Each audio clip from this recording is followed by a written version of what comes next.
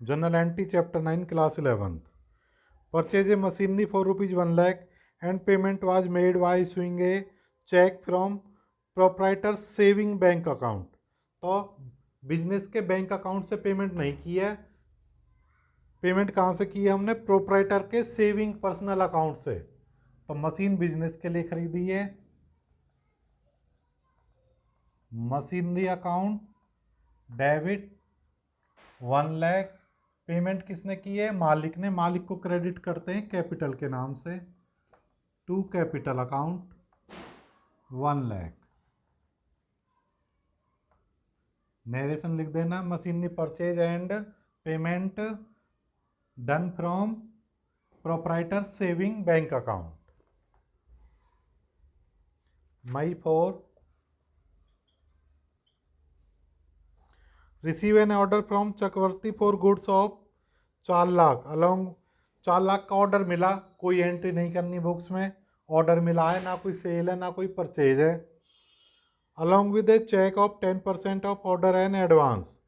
एक 10% का चेक मिल गया एडवांस का 4 लाख का. तो जो एडवांस का चेक आया है वो हम बैंक में जमा करेंगे. बैंक बैलेंस बढ़ेगा हमारा. उसकी एंट्री बनेगी बैंक अकाउंट डेबिट 40,000.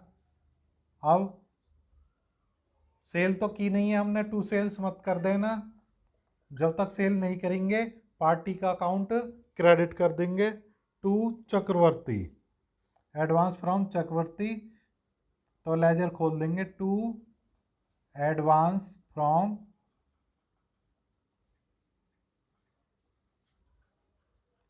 चक्रवर्ती. या खाली टू चक्रवर्ती का अकाउंट भी क्रेडिट कर सकते हैं. कोई सा भी कर सकते हैं. लेजर एक करना है 40,000 से.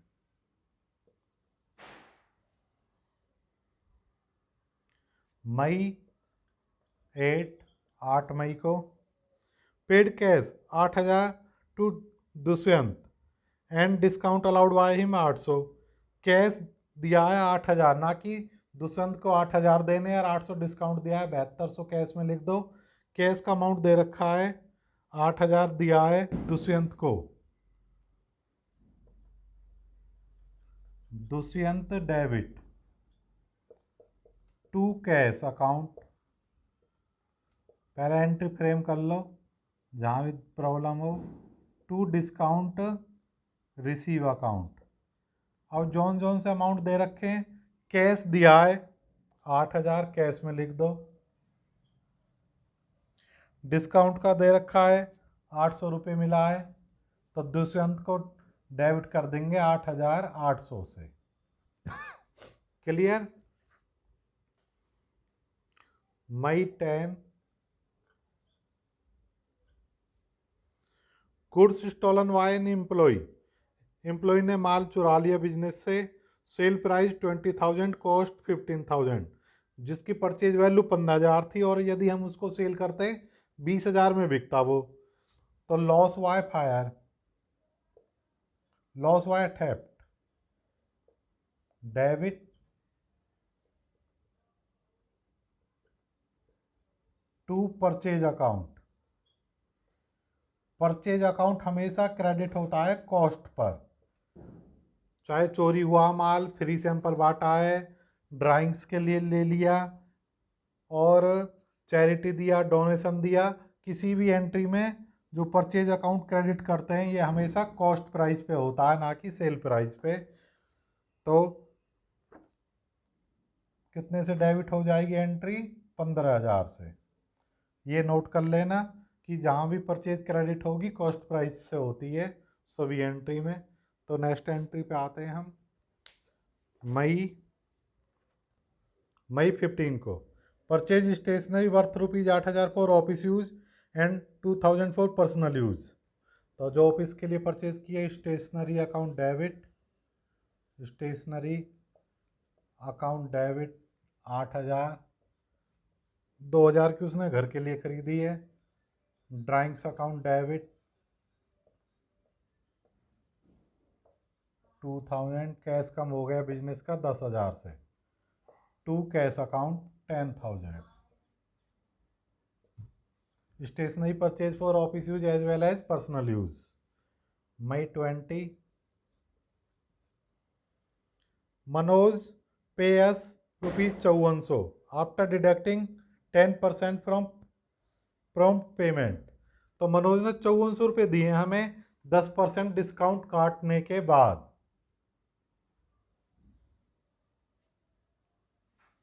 वर्किंग नोट देखो इसके लिए,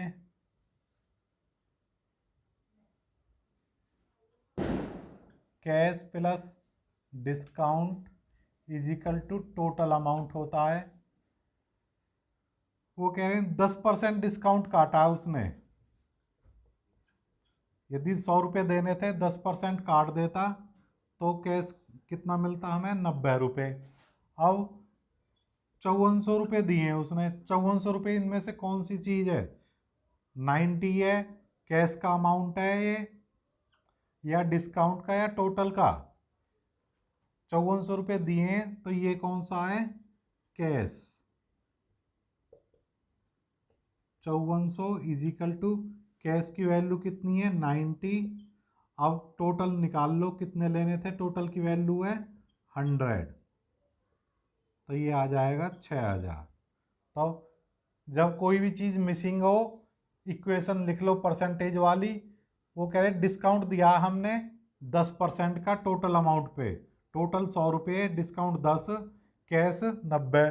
अब ₹5400 दिए हैं उसने 10% डिस्काउंट काटने के बाद। 5400 की वैल्यू कौन सी है इनमें से? ₹90। डिवाइड कर दो, जो सी चीज़ निकालनी है उसको मल्टीप्लाई कर दो। डिस्काउंट निकालना है तो मल्टीप्लाई 10 कर दो, और टोटल अमाउंट निकालना है तो मल्टीप्लाई 100 कर दो। ये ₹6000। ये इक्वेशन बहुत काम आएगी पूरी अकाउंटिंग में, तो ये ध्यान रखना। कैश अकाउंट डेबिट, कितना अमाउंट मिला है हमें? ₹5400 का। Discount allowed account debit ₹600 to Manoj 6000।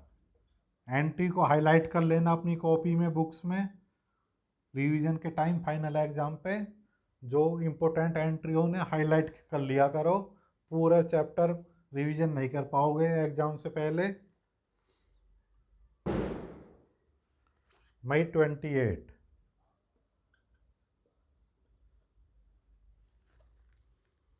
Sold goods to Kuber costing 2 lakh. Working note बनाओ। कॉस्ट प्राइस गिवन है 2 लाख।